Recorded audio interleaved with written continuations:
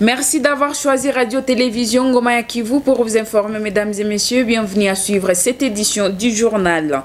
Des vendeurs et vendeuses des souliers usagés ont érigé un sit-in ce 19 février 2019 pour dénoncer la mesure de l'autorité urbaine en collaboration avec les dépositaires d'envahir leur espace au marché des Kadoutou, là où ils exercent leurs travaux du jour le jour. Reportage avec Justin Mwambantwali.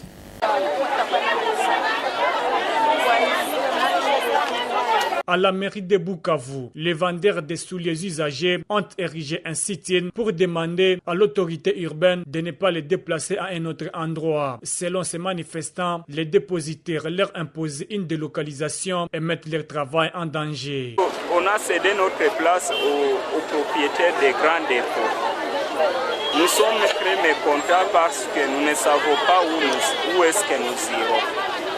De son côté, le maire de Bukavu, Meshak Biloubi, rejette d'abord d'un revers de la main toutes les accusations portées contre sa personne avant de rassurer que ce sont des travaux pour le bien-être de ses vendeurs. Problème, puisqu'ils ont appris que le maire a vendu la partie du marché où elles exercent.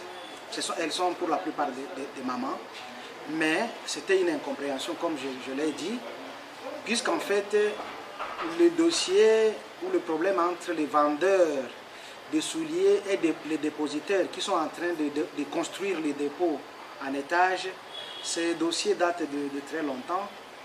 Mais actuellement, le problème, c'est lequel? Le problème, c'est que les vendeuses veulent rester en train d'exercer leurs activités à l'endroit où elles ont toujours fait ça. Mais les dépositaires aussi veulent construire et ouvrir des portes vers la route. Alors c'est ainsi que je viens de décider que ces mamans restent à leur place et les exerceront jusqu'à ce que la construction soit achevée, jusqu'à ce que la deuxième dalle soit achevée. Et c'est à nous, la mairie, d'aller les installer. Depuis un certain temps, au marché de Kadoutou, il y a des travaux de construction de dépôts qui ne sont pas bien digérés par les petits vendeurs. Un dépôt pharmaceutique dénommé Arofar, avec des produits de qualité fabriqués en République démocratique du Congo, vient d'ouvrir ses portes ici à Bukavu. Objectif de ces dépôts, fournir les médicaments de qualité et qui répondent à toutes les exigences médicales et sanitaires. La cérémonie inaugurale du dépôt est intervenue ce mardi 19 février 2019. Reportage avec Ghislain Watongoka. Selon les responsables du dépôt pharmaceutique à Roufar, Jacques Assoumani, ces dépôts se distinguent d'autres par le fait qu'ils vendent des produits de qualité et capables de trouver des solutions à plusieurs problèmes de santé.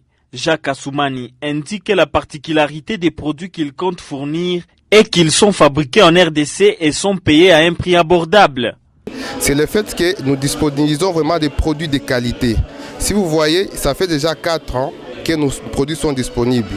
Nous étions venus d'une manière timide, mais actuellement, avec l'appréciation des prescripteurs, on a remarqué que ce sont des produits qui sont déjà appréciés dans la province du Sud Kivu et particulièrement à Bukavu. On a jugé bon de mettre notre dépôt pour faciliter tous les clients qui venaient acheter ailleurs de trouver les produits disponibles ici dans notre dépôt à Rofar. Les moments forts de cette activité étaient la coupure du ruban symbolique par le ministre provincial de la Santé, Dr Vincent Chibamvunya. Celui-ci s'est réjoui de voir un nouvel opérateur économique du domaine de la santé en province.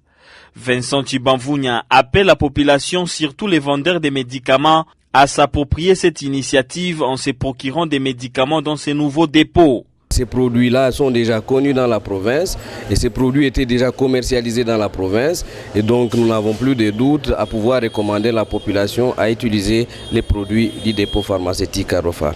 Signalons que le dépôt pharmaceutique à Rofar est situé sur avenue Patrice Emery Lumumba au Fer Rouge, non loin d'Ami Congo.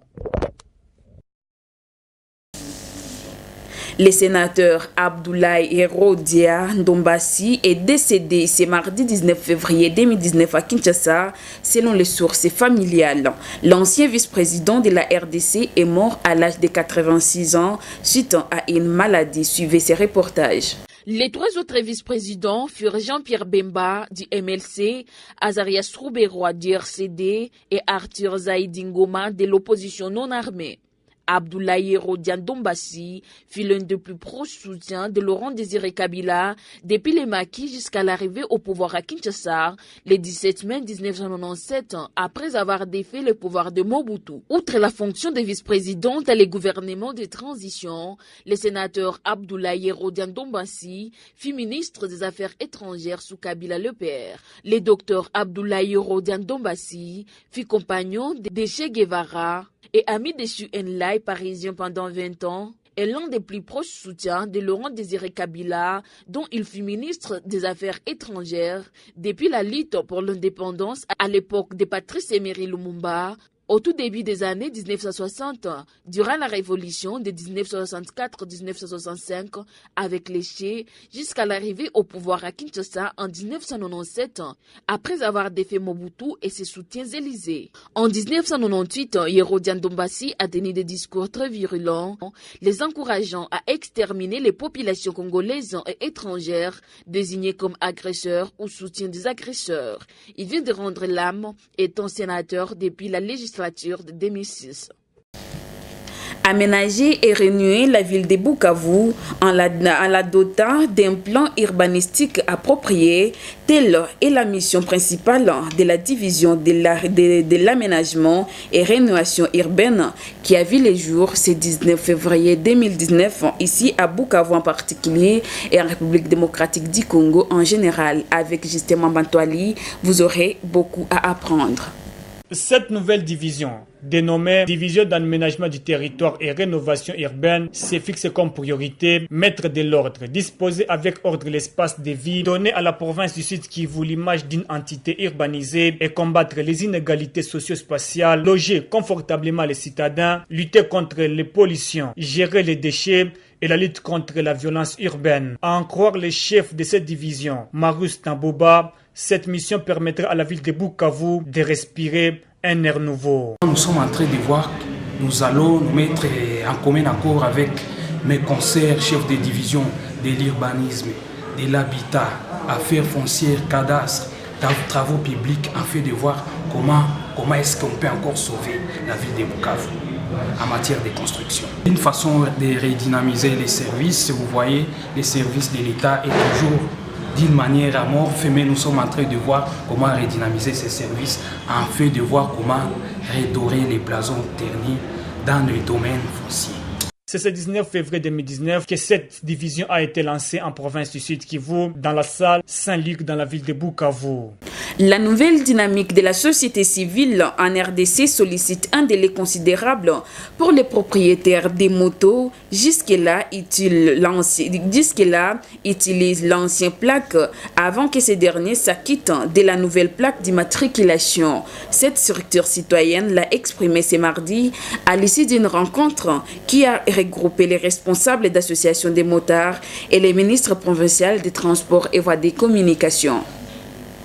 Au cours de cette rencontre, la ministre provinciale de Transport a demandé aux responsables d'associations de motos de se procurer de cette plaque qui est délivrée à la DPMR. Jacqueline Gengele a souligné que le processus d'acquisition de cette plaque qui se faisait à la DGI va désormais se poursuivre à la Direction provinciale des mobilisations et d'encadrement des recettes. Pour la ministre, cette plaque va contribuer à la lutte contre l'insécurité, mais aussi permettra à la province du Sud Kivu de maximiser les recettes. Elle a insisté que la DPMR reste l'unique point de vente habilité pour la délivrance de la dite plaque. Jacqueline Gengele. Pour des raisons sécuritaires, il a été demandé à ce que toutes les motos portent une plaque. Parce que nous nous sommes rendus compte qu'il y a des motos qui se promènent, surtout la nuit, sans plaque. Et ce sont des motos qu'on ne peut pas identifier. Et étant donné que l'ordonnance loi signée par le chef de l'État depuis l'année passée en 2018 a rétrocédé cette taxe de plaques en province, nous avons trouvé qu'il était normal, qu'il était temps qu'on puisse déjà mettre en œuvre, mettre en exécution cette loi rumeur. Les anciennes plaques qui sont sur des motos vont continuer à circuler, mais on va stopper tout simplement ces anciennes maisons qui les vendaient.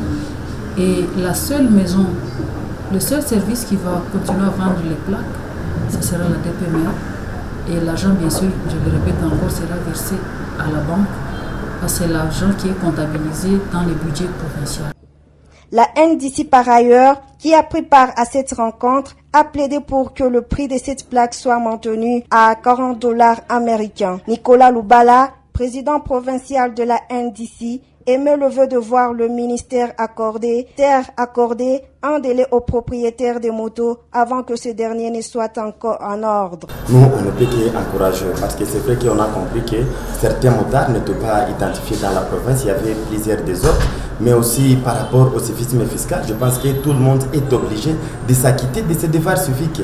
Et les devoirs civiques aussi, c'est parmi, et on paie les taxes et les impôts, comme notre campagne dit, je paie les taxes et les impôts. Et aujourd'hui, comme la division ou le ministère vient d'instaurer de nouvelles plaques d'immatriculation, je pense que les motards sont obligés de s'y courber, de s'y conformer. Mais la seule chose qu'on peut demander au ministère, de donner un délai. Notons qu'un délai de 2 semaines, soit du 18 février au 14 mars, a été accordé aux nouveaux acquéreurs pour qu'ils se mettent en ordre avec la plaque d'immatriculation. Environ 300 détenus de la prison centrale de Mulongwe d'Uvira bénéficient d'une assistance de la part de l'ONG Aide Médicale Congo. Depuis lundi, ces prisonniers passent à une nouvelle consultation et un traitement gratuit, et c'est là pendant 2 jours. Reportage de Gaïch Sabilepa depuis Uvira.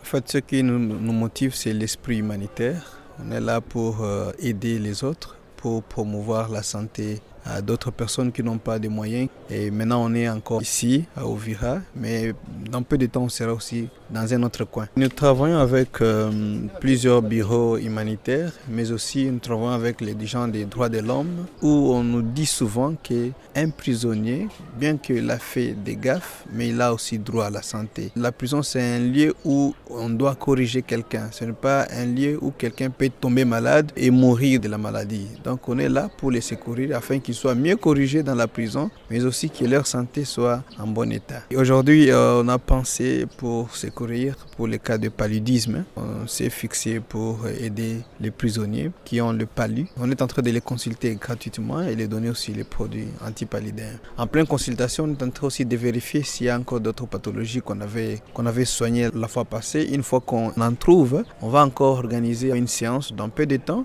pour venir soigner d'une manière générale toutes les pathologies et voir aussi aller dans le cadre de pathologies chirurgicales.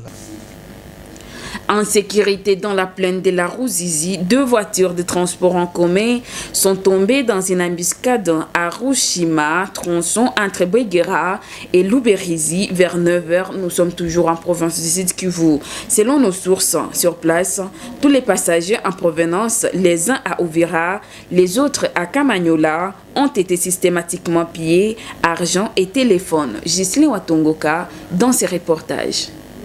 Selon le colonel Moulegwa David, commandant second en charge de l'administration et logistique du 3304e régiment basé à Lovungi, cette opération a été menée par les Maïmaï Bahirois qui travaillent en connivence avec certains jeunes de la plaine de la Ruzizi. Notre source renseigne que plusieurs jeunes donnent les renseignements à ces Maïmaï. Après avoir pillé les passagers, ils ont tenté d'emporter aussi 70 vaches dans une ferme à Kahanda, mais ils ont échoué parce qu'ils étaient poursuivis par les FARDC des 3304e régiment qui étaient déjà alertés. Certains commerçants qui empruntent la route Bukavu-Uvira, passant par la plaine, commencent à passer au Burundi en traversant la forêt des Roua.